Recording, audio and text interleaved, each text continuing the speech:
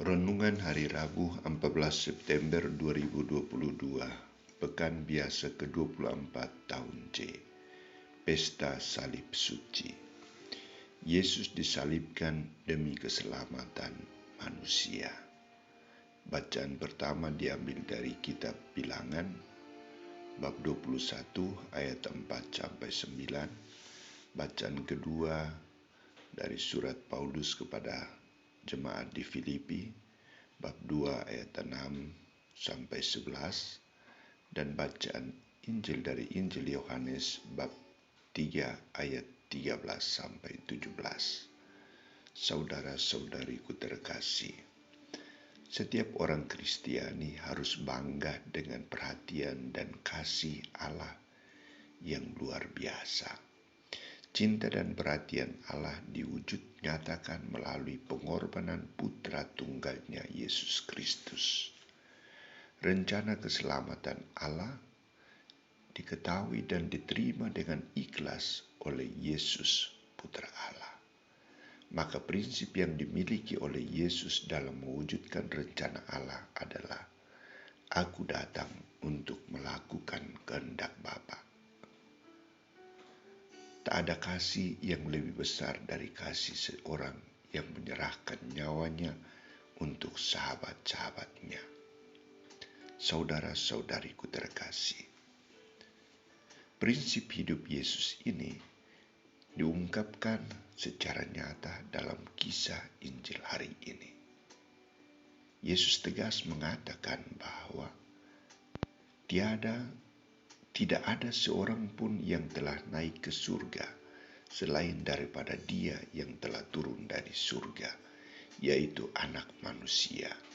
Dan sama seperti Musa meninggikan ular di padang gurun, demikian juga Anak Manusia harus ditinggikan, supaya setiap orang yang percaya kepadanya beroleh hidup yang kekal.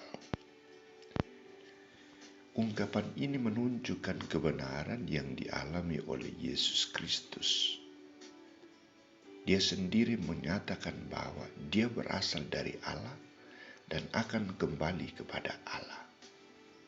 Namun jalan menuju kepada Allah ditempuh melalui peristiwa salib. Dia harus disalibkan. Dia harus ditinggikan di atas salib.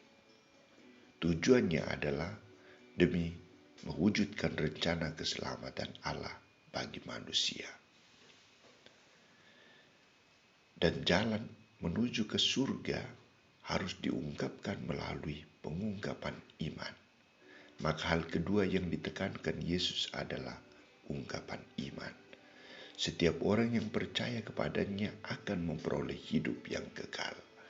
Artinya, harus percaya bahwa salib merupakan jalan menuju keselamatan, jalan menuju kehidupan. Maka setiap orang yang mau mengikuti Yesus, yang mau mengalami kebahagiaan di surga, harus melalui salib, jalan salib Yesus. Saudara-saudariku terkasih, tindakan penyelamatan manusia terjadi karena kasih Allah kepada manusia. Maka Yesus mengungkapkan, karena begitu besar kasih Allah akan dunia ini, sehingga Ia telah mengaruniakan anaknya yang tunggal, supaya setiap orang yang percaya kepadanya tidak binasa, melainkan beroleh hidup yang kekal. Sebab Allah mengutus anaknya ke dalam dunia, bukan untuk menghakimi dunia, melainkan untuk menyelamatkannya oleh Dia.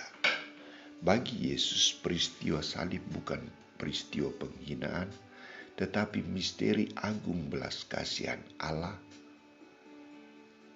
karena Allah sendirilah yang mengaruniakan anaknya sebagai korban penghapusan atas dosa manusia.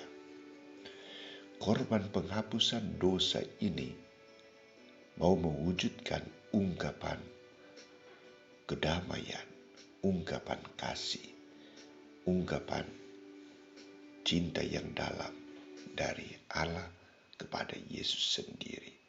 Perdamaian mengalir dari hati Allah yang penuh kasih. Korban Kristus bukan suatu tindakan yang terpaksa dilakukan oleh Allah, tetapi seutuhnya karena kasih Allah akan dunia, kasih Allah akan manusia. Saudara-saudariku terkasih, tugas kita saat ini adalah berusaha berkorban seperti Kristus.